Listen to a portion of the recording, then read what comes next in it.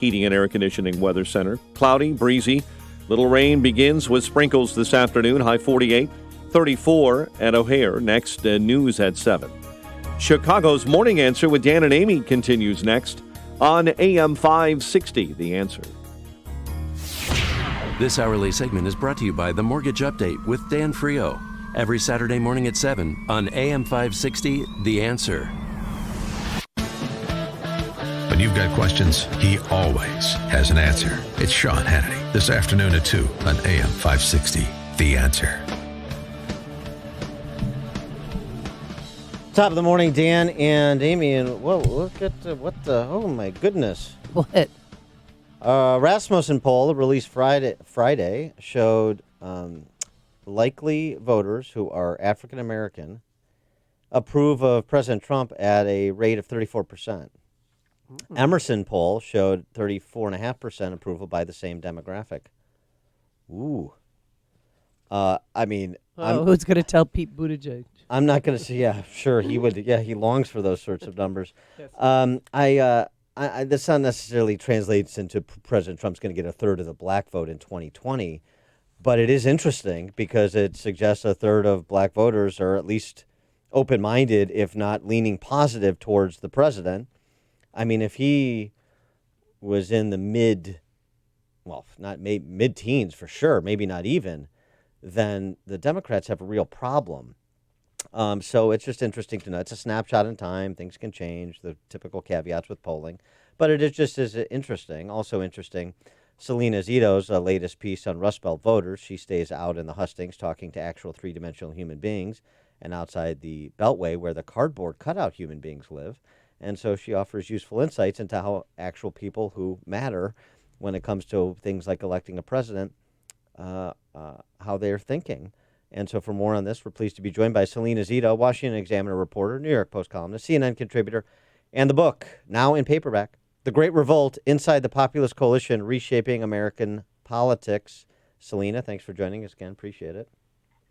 Thanks so much for having me. Thanks for talking about the book out in paperback this week with a brand new afterword that looks at what happened in 2018, what to look for in 2020, and how this conservative populist coalition is not a fluke. It's here to stay for at least a generation. Interesting. Okay. Well, I mean, perhaps this is sort of evidence that leads to that conclusion you just offered, that it's here to stay for at least a generation. You had a good piece that I read in the Post about Rust Belt voters, just interviewing people and people that may have voted Republican for the first time in 2016 to vote for Trump, and they're sticking with him. Yeah, absolutely. I mean, this coalition also talks about suburban Republican voters who struggle with their vote for the president, but mainly based on his comportment, which means his behavior, but have been satisfied with his policies. A lot of times in my profession, rightly so, talks about the importance of the suburban voters in 2020, and they're absolutely right. But the nuance, or the caveat is that not all suburban voters are created equal. Now, what does that mean? So a suburban voter in Northern Virginia or Philadelphia or suburban Chicago have much different experiences than a suburban voter than, say, in Kenosha, Wisconsin, or Erie, Pennsylvania, or Ashtabula, Ohio, or Baldwin, Michigan. Why is that? Because of the density of college-educated voters in their suburbs. Voters in Rust Belt, suburban voters in Rust Belt areas are exposed to a variety of different kinds of economic conditions. So their neighbors could not only be affluent, but they could also be blue collar or working class. And so they are more likely to vote for Trump because of that exposure, that experience, and also because they're less transient. They're very rooted to their community. Well, you mentioned in your article about Bonnie Smith, who voted for Barack Obama twice, and then in 2016 voted for the first Republican for the first time ever. And you mentioned that it took a personal setback on her life. What was that? Can you explain? So, Bonnie Smith's vote in 2016 was all about. If you read the book, The Great Revolt, No, Right. say if you it. read, Can't say she's it. the opening. She's the opening scene in the book. She gets up at 1:45 every morning, and she goes to make literally the donuts, just like the old ad for, I think it was Dunkin' Donuts. And because she owned this small bakery that she opened after she retired after a 30-year career as a sheriff in Ashtabula County. Her life has taken a setback in that she started to lose her eyesight, and so she had to close her bakery. So while her economic prosperity has changed and her life has changed, her support for the president has not changed. And she doesn't ever plan to look back on that entire lifetime spent as a Democrat voting for Democratic candidates. Again, this all goes back to community and sense of place and rootedness. And she feels as though Democrats are too transient, that they're too locked into the needs and concerns about surrounding elitism, like climate change. Okay, Bonnie Smiths of the world, of course, do not want anything terrible to happen to the planet, and they, in their own ways, are natural conservatists on protecting the planet, but it isn't their religion. And so that's when it's issues like that has pushed her away from the Democratic Party. And in real time, is impeachment doing the same thing? There was some polling out last week specific to independents and particularly in Wisconsin that suggests that Trump's numbers have actually bumped up in Wisconsin over the past 2 weeks of the impeachment hearings. And among independents, Democrats are virtually upside down in that swing state on the matter. Yeah, I was just in Wisconsin. This doesn't surprise me. Remember when Scott Walker won the first time as governor, and then the people, very similar to the people who don't like Trump, who are unhappy with those results, forced a recall. And what happened? Scott Walker won by more votes in that recall election. Not because Democrats or in particular independent voters didn't like Walker more. It's because they felt the motivation was unjust and based on sore loser sort of attitudes. And so it doesn't surprise me at all that Wisconsin voters feel the same way about impeachment. If you want to get rid of Donald Trump, have an election. Don't try to throw out what people already, people already had cast their votes for him. I got to tell you, it's interesting. Let's stick on Wisconsin for a second because there's sort of this remarkable op-ed by Francis Wilkinson in Bloomberg, the Bloomberg News, Bloomberg Opinion section. And now it won't be on Bloomberg or any Democrat candidates, as you know, because those candidates are off limits. So it has to be on Trump. And he says the same thing that you do with respect to density being a key dividing line in 2016. And the talk is about Madison. And this observation. Madison is a famed liberal outlier, Dane County and Madison in particular, but it's also a model of sorts. It shows the power of a liberal political culture that's underwritten by high levels of education and economic growth, even if it's not racially diverse. Trump's brand of racial tribalism can compete there. Forgetting the characterization of Trump as a racial tribalist, the idea that this is just in, Trump is not going to fare well in Madison or Dane County, Wisconsin. No. But also, too, it just seems like there's still the D.C. press corps and attitudes like this suggest they're still sort of in that same bubble they were in 2016, talking about how if we just will it a little bit more, we can scale Madison nationally. Yeah, that won't happen. Look, one thing that's remained consistent. It has been Groundhog Day every day since November 9th, 2016. If you woke up and you supported the president, you are optimistic.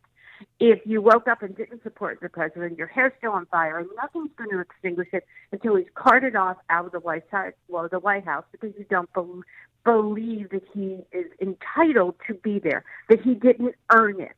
You know, the problem for Democrats is white elitism. And it's going to be a problem for them in the election in attracting not only middle-class whites, but also blue-collar whites, working-class whites, as well as working-class African-Americans. Now, they may not show up for Donald Trump, but they sure as heck are not going to show up for a Democrat. They'll just stay home. You know, in Western Pennsylvania, Eastern Ohio, Colorado, Kansas, Texas, these regions are booming in the shale industry. They're seeing economic prosperity that they haven't seen since post-World War II.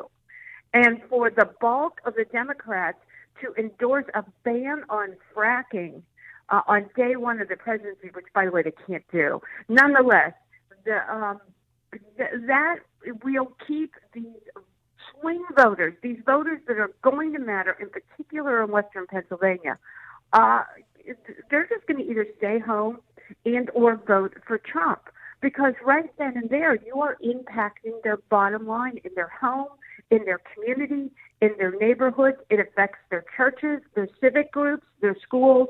It is much more nuanced than Democrats, I think, understand. How do you interpret the entrance of Mike Bloomberg into the race amid Joe Biden? Hey, Tom Vilsack, the former governor of Iowa and Obama administration cabinet official, just wrote an op-ed in the USA Today endorsing Biden, so that should buoy his spirits in Iowa. But obviously Biden, as the presumptive nominee, is by the boards, and Warren, as the presumptive nominee, will put the presidency by the boards for Democrats. So enter Mike Bloomberg. Okay. So while I will never be someone that outright dismisses someone when they jump on, because we all saw what happened when Donald Trump came down a golden escalator and everyone poo-pooed it. Having said that, the only person I think that would rattle this Democratic, the sort of all the candidates running, would be if Sherrod Brown, the U.S. Senator from Ohio, stepped in. Outside of that, all this is doing is buoying the probability of a contested convention. Now, everybody talks about that every year, every 4 years. Right. But in my lifetime, this is probably the first time that I think, as a professional, that the probability is high that this convention is contested, and you will see a true battle on the convention floor between the parties. And then enter Hillary Clinton. Look, and she's your nominee. left. We get to do 2016 all over again. So, I mean, and anything could happen. Yep. They could nominate anyone. They could nominate Al Gore if they wanted to. Yep. You At know, the convention. I mean, sure. They won't. Milwaukee's going to look hot. But I think anything can happen within this Democratic nomination process. You know, my friends in D.C. think it's going to be Buttigieg or Warren. I'm not convinced of that. And I think if it's either of them, I think Warren would be disastrous for the Democratic Party, in particular a state like Pennsylvania. You're not going to win Western Pennsylvania. If you can't win Western Pennsylvania, meaning Warren, then you can't win the entire state of Pennsylvania. If you can't win the entire state of Pennsylvania as a Democrat, you lose the election, because states like Wisconsin, Ohio, Michigan, North Carolina, and Florida are 5 points less Democratic than Pennsylvania is. And so therein lies the problem. As far as Buttigieg goes, I mean, I see him getting sort of the treatment that Obama did by the press. Yeah. And that could be a challenge for President Trump. I don't know if it would be, considering how people outside of D.C. feel about the press, that might not be a problem. But I think Buttigieg's biggest weakness, and this is one that nobody talks about, is how he tries to pit different religious Christian religions against each other. Christians tend to not like that. Yeah. They don't like to see an interfaith war. Particularly, yeah. And In he addition, really tries to do that. in addition to his creative interpretations of Scripture. But before we let you go, a handicap articles of impeachment. Schiff says he's going to be ready with his report right after Thanksgiving. That's the word out. They're going to move forward with articles of impeachment before Christmas? I have no idea. Okay. I mean, it seems like a bit of a dumpster fire.